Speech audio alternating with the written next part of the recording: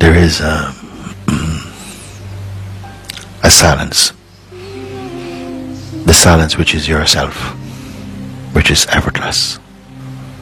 It does not know how to be silent. It doesn't have conditions like if there is tremendous movement or irritation in the body and emotions that it makes any difference to it at all. It doesn't react. And it doesn't try not to react. It's just beyond all of these.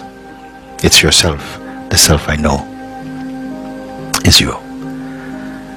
And it has no conditions that it has to ensure that these conditions are in place.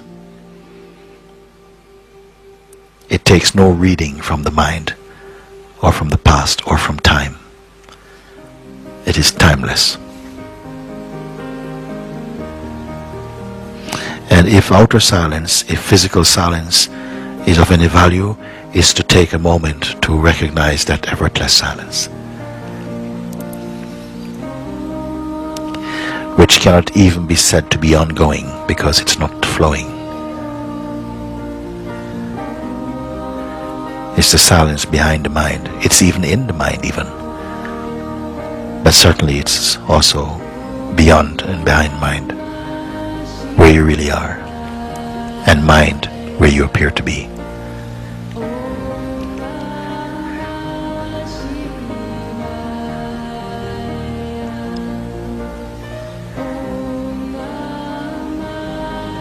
And this silence, it cannot be practiced.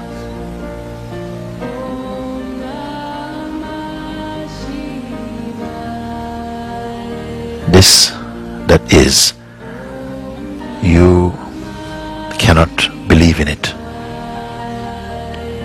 You cannot believe in the self. You can only be the self. And you are. But something seems to eclipse this. Maybe we learned to try and find it with a mind, to feel that it is something that you must reach towards and to eventually conquer. But these must be seen at some point that they're only concepts. And concepts, although I say it's nothing, in a way concepts are everything. They are nothing and they're everything. Because a concept believed in becomes your reality.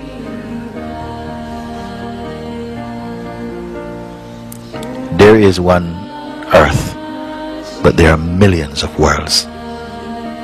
In each body, a world is being constructed and kept up, and is always changing. Because just the physical world by itself is not enough for us. It's not what we live in. We live in the overlay of emotions, the herbs and spices of preferences and conditioning and education that gets piled on top of the raw material world of emotions, of feelings, of aspiration, of time, attachments, desires, projections. That is the virile world that we live in and inhabit somehow. And yet we can still take the flavor and the taste of that world without leaving what we are.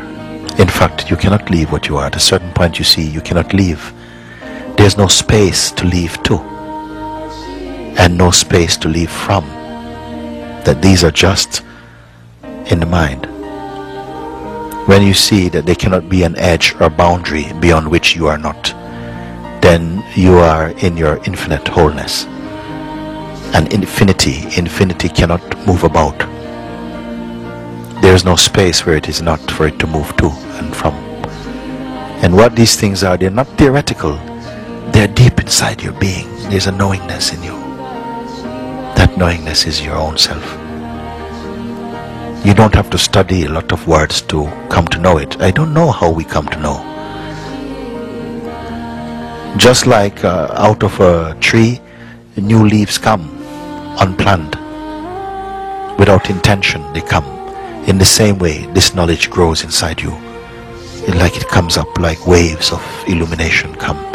And you come to know, and you cannot say how you know. And this knowledge is as profound as love, that when love is present, you know it is love. Nobody has to teach you this is love. You know it is love. It has the potency, that undeniable potency. In the same way, you know you're home. The mind might try and say, but no, not yet, just press a little harder, you're almost there, and you'll be able to somehow burst those bubbles to see that. But it's not true. I cannot be other than home. I've never been other than home. So much so that even the concept of home and away is not there anymore. And what remains is a silence, but there's nobody being silent.